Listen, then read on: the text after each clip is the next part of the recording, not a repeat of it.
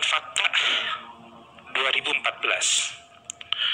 Satu, ada perbedaan antara 2014 dengan yang lain, di mana 2014 tidak diikuti oleh petahana. Boleh lihat slides nomor ya, hasil ya, slides yang bukti empiris. Ya.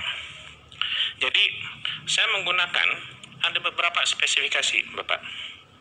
Seluruh pilpres, ya. Tapi kan, ini nggak fair karena ada beberapa yang tidak diikuti oleh petahana. Ya udah, saya coba di kolom kedua sampai kolom kelima itu adalah yang diikuti oleh pilpres, oleh petahana. Hasilnya sama, konsisten. Terlihat dari yang saya highlight itu konsisten datanya, Pak.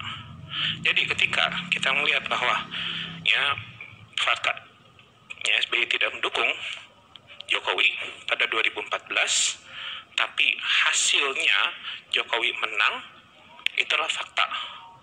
Tapi itu tidak bisa menegasikan, anecdotal evidence itu tidak bisa menegasikan efek dari petahana. Ya, kalau untuk melihat efek dari petahana, silakan dilihat di kolom kedua sampai kolom keempat. Tapi mohon maaf, sebaiknya ditanyakan kepada orang yang sudah paham dengan ekonometrik. Ya. Apakah faktor fanatisme sudah diperhitungkan?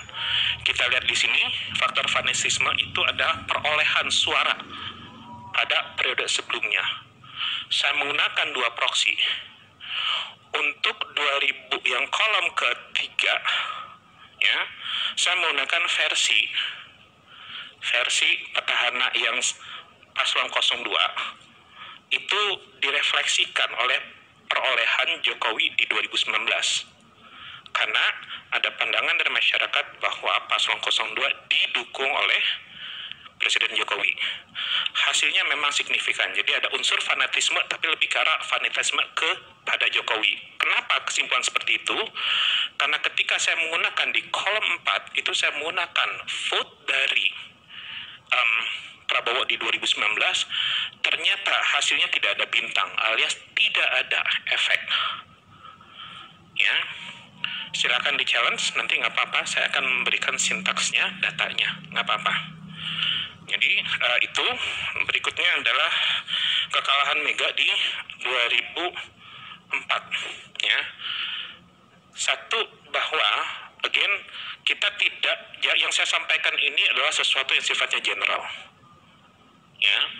Di dalam ilmu ekonomi kita tidak bisa mengambil kesimpulan dari sesuatu yang sifatnya anekdotal.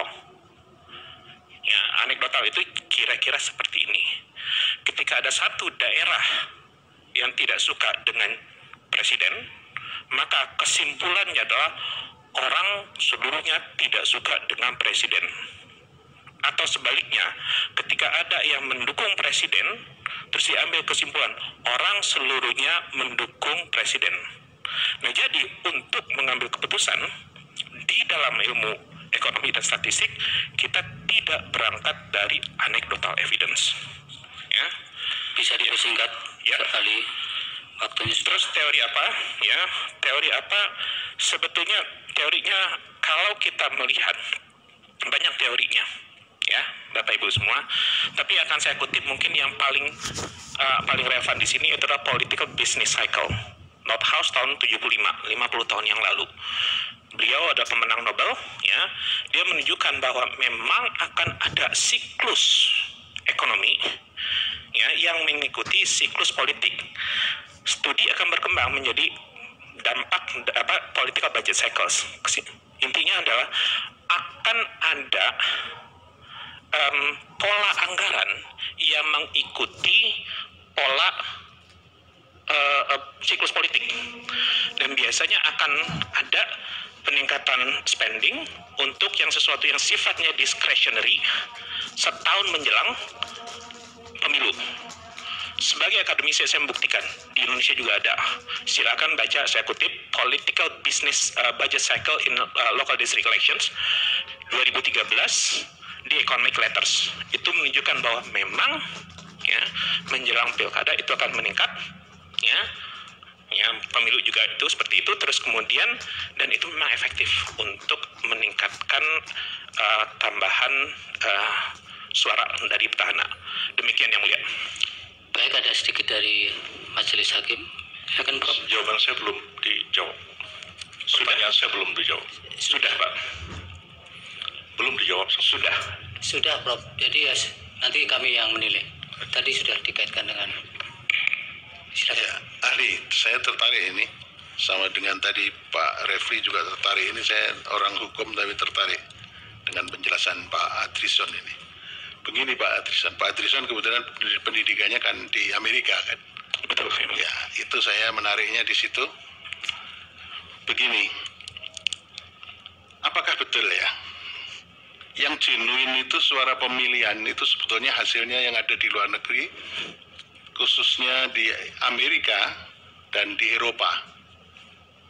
Karena apa?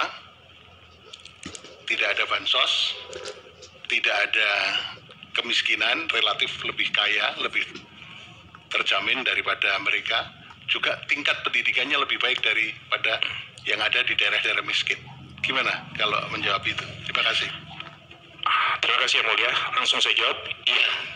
Ya, kenapa? Kalau kita melihat studi yang dilakukan di cross countries, memang menunjukkan bahwa satu political budget cycles ini terjadi baik di negara maju ataupun negara berkembang. Tapi magnitude-nya jauh lebih besar di negara berkembang atau baru melaksanakan demokrasi. Kenapa? Karena efektif.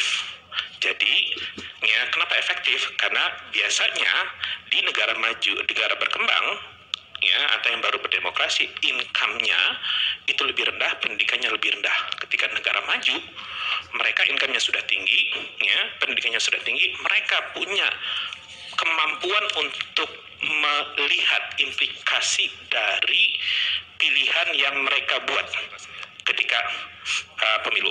Demikian yang mulia. Baik, Saya lanjutkan sedikit yang mulia. Dalam hal pemilu 2024, Pilpres 2024 sekarang, kita bicara orang Indonesia. Orang Indonesia yang ada di luar negeri, Amerika dan Eropa, dengan orang Indonesia yang ada di dalam negeri, khususnya data-data yang daerah-daerah miskin, itu kan berbeda hasilnya. Apakah ini intervensi bansos, intervensi yang lain-lain sangat berpengaruh pada tingkat pendidikan dan juga tingkat kemiskinan? Terima kasih. Dalam analisis saya, luar negeri tidak dimasukkan. Kenapa? Untuk memasukkan data tersebut, kita harus punya explanatory variable, variabel penjelasnya, yaitu pertumbuhan ekonomi, ya, kemiskinan, sama pengangguran. Karena voters itu berada di